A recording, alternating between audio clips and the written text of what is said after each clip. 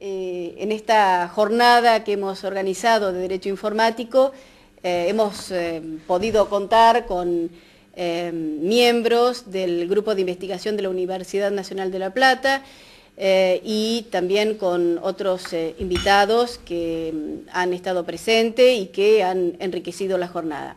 ¿Qué es lo que motivó a nuestro grupo de investigación insertarnos en este ámbito? Bueno, a nosotros nos interesó ver desde qué punto y hasta qué punto impactan las tecnologías de la información y de la comunicación en el ámbito del derecho internacional privado. Y fundamentalmente si este impacto tiene que ver con esta teoría que nosotros estudiamos en Derecho Internacional Privado cuando comenzamos a tener contacto con él, que es la teoría de la comunidad jurídica de los estados, que hay una comunidad jurídica de los estados que está conformada por los estados, pero cuyos principios comunes o principios básicos comunes admiten la extraterritorialidad del derecho. Eso es básicamente lo que ha motivado digamos, nuestro camino. Bueno, en realidad yo creo que todavía tangencialmente estoy incorporándome al tema del derecho informático. Quizás la mirada que nosotros venimos sosteniendo académicamente es la mirada desde el punto de vista del derecho de la información o el derecho a la información más precisamente. Y el anclaje es teniendo en cuenta que lo que existe es un derecho humano a la información y a la comunicación, y eso genera obligaciones de los estados en dos niveles. En primer lugar, que los distintos mecanismos con los cuales las personas se comunican deben ser defendidos, deben ser promocionados y deben ser de alguna manera respetados por los estados para asegurar un derecho básico, que es ese derecho a la información y a la comunicación. Y en segundo lugar, la participación o la ampliación de los derechos de última generación, que contempla también los derechos de participar de todos los adelantos tecnológicos, y eso genera también una obligación de los estados respecto de las nuevas tecnologías. Por eso quizás para nosotros resulta interesante mirar o tocar aspectos que parten del derecho de la información o del derecho de la comunicación y se rozan o incluyen elementos del derecho informático. Quizás no sabemos exactamente dónde se termina uno y comienza el otro, pero indudablemente están basados, en primer lugar, en la obligación de los estados de ampliar el ámbito de la comunicación hacia todas las personas, y en segundo lugar, el derecho humano básico de participar en un proceso cada vez más global, cada vez más interesante, cada vez participando de las nuevas tecnologías, que bueno, en el último de los casos va a afianzar el concepto de la dignidad de la persona. Bueno, mi nombre es José María Lescano, yo pertenezco al grupo de estudio de la complejidad en la sociedad de la información de la Universidad Nacional de La Plata. Trabajamos en todo lo que se refiere al derecho en la sociedad de la información. Justamente uno de los aspectos que más directamente tocamos es el derecho informático. Mi campo de estudio básicamente se centra en los sistemas alternativos de resolución de conflictos en el contexto o en el plano de una sociedad de la información, una sociedad del conocimiento. Una sociedad del conocimiento que tiene una dinámica muy particular, donde se caracteriza por una economía globalizada que se apoya en lo intangible, en las ideas, en las relaciones, y que está altamente interconectadas. Esta gran interconexión de elementos en la sociedad de la información genera un sinnúmero de conflictos que no encuentran una adecuada solución por medio de los sistemas tradicionales o por el sistema judicial. Esto provoca una disfuncionalidad en el avance de la sociedad, por lo que se han comenzado a incorporar las TICs, las tecnologías de la información y las comunicaciones, en los sistemas de resolución de conflictos alternativos, llámese mediación, negociación, conciliación o arbitraje. Bien, estos sistemas buscan justamente aprovechar estos sistemas que se llaman ODRs, Online Dispute Resolution, o Sistema de Resolución de Conflictos en Línea, buscan aprovechar las ventajas que tiene tanto los métodos alternativos de resolución de conflictos, como los bajos costos, el empoderamiento de las personas en solucionar los problemas, la propia dinámica, con los avances que permiten las nuevas tecnologías. Bueno, básicamente es eso un poco de lo que estamos trabajando. Bueno, soy la profesora Silvia Mesenzani, específicamente la charla del Congreso de hoy. Colaboré con una alumna, con Guillermina Cristiano, y la basamos fundamentalmente en las conductas, en algunas conductas delictivas que se encuentran dentro de la red, basándonos fundamentalmente o haciendo hincapié en los aspectos con respecto a la prueba, a la investigación, la problemática que gira alrededor del derecho procesal en cuanto a la investigación de esas conductas delictivas y cómo se llega, o sea, todas las falencias que hay en cuanto a los medios de prueba y fundamentalmente a la investigación de ese tipo de delitos. Si bien contamos con una ley de delitos informáticos que fue un gran avance en la materia, siguen habiendo dificultades e inclusive en esta ley que nosotros tenemos de delitos informáticos no se mencionan las cuestiones procesales.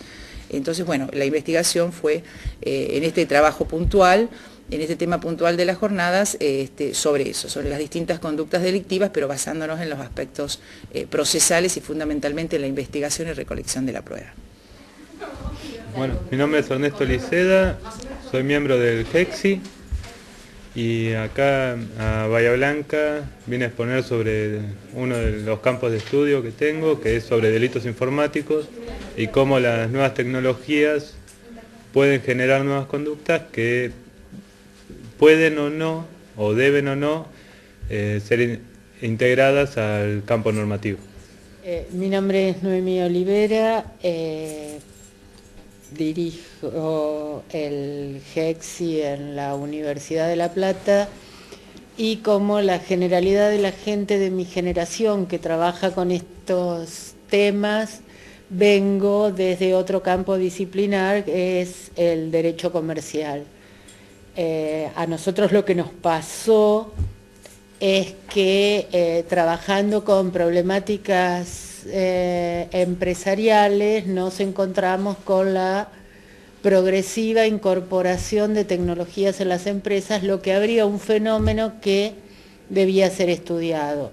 De aquellos días acá ha pasado bastante tiempo y en este momento en realidad estoy trabajando sobre el sistema jurídico de la sociedad de la información, partiendo de una hipótesis de agotamiento del sistema jurídico de la modernidad. O sea, de la Revolución Francesa hasta acá hemos tenido un sistema que no da respuestas, a mi juicio, a las nuevas realidades. Bueno, y en el grupo, que es un grupo transdisciplinario, de acá, los que estamos acá, los que hemos venido somos solo los abogados, estamos trabajando en la búsqueda de un marco conceptual único y comprensivo para la sociedad de la información. Yo soy Fernando Barrio, actualmente trabajo en la Universidad Nacional de Río Negro. ¿Cómo llegamos a esto del derecho informático y la conjunción de información, tecnología y derecho? Desde el punto de vista personal, fue allá por el año 97 cuando me fui a Japón a estudiar regulación a los servicios financieros internacionales y se presentó la cuestión que las finanzas se movían casi en forma instantánea a nivel global por medios electrónicos. Estábamos hablando de 3 trillones de dólares por día a través de medios electrónicos. Entonces cualquier regulación seria que nos planteábamos tenía poco sentido si no estudiábamos el fenómeno de las transferencias electrónicas, lo que llevó al estudio de la tecnología en sí misma. Cuestiones que todavía están en danzas como la validez de transferencias electrónicas, la validez de documentos electrónicos, ya se planteaba en ese momento, y todo el andamiaje global de la regulación o no de los flujos financieros dependía de si podíamos regular la tecnología en sí misma. Evolucionó, por suerte dejamos atrás el estudio de las finanzas, no por suerte porque sean aburridas, sino porque son complejas, y a su vez las crisis se siguieron sucediendo, y vino la concentración en el aspecto tecnológico y en la información que ellas llevaban, sin importar ya si eran finanzas, fotos o canciones, lo cual nos llevó a un nuevo fenómeno, que es la propietización de esa información. De golpe la información, que creíamos que era libre, que era un derecho humano, se convirtió en propiedad de alguien. Entonces se hizo necesario estudiar tanto las tecnologías que mueven la información como el derecho del llamado propiedad intelectual. Desde el punto de vista personal estoy en desacuerdo con la frase propiedad intelectual, pero como dijo un profesor amigo en St. Louis, uno no puede jugar al béisbol en un campo de fútbol, por lo tanto necesitamos usar la frase más allá, que creo que en realidad deberíamos estar hablando de derechos de los conocimientos y derechos de la información. Hoy en día el área de investigación se ha expandido a cuestiones de gobierno electrónico, y en estas jornadas espero hablar un poco y hacer algunas apreciaciones sobre la contratación electrónica por parte del Estado.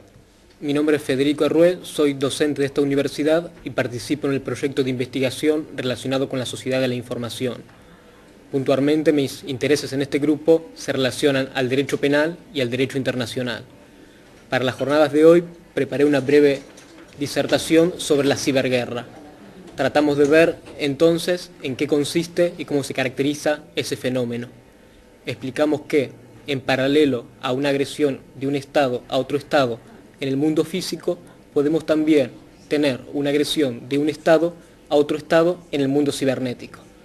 En relación a esto, nos enfocamos en ver cuál es la regulación internacional aplicable al caso, y establecimos que no existe una regulación puntual, sino que esto cae dentro de la normativa que establecen algunos principios generales del derecho. Finalmente, y a modo de conclusión, establecimos el papel de la comunidad internacional en relación a este fenómeno. Puntualmente, entendimos que la comunidad internacional debe reconocerse como tal, como una unidad, para tratar de cooperar y dar una regulación legal apropiada para el caso.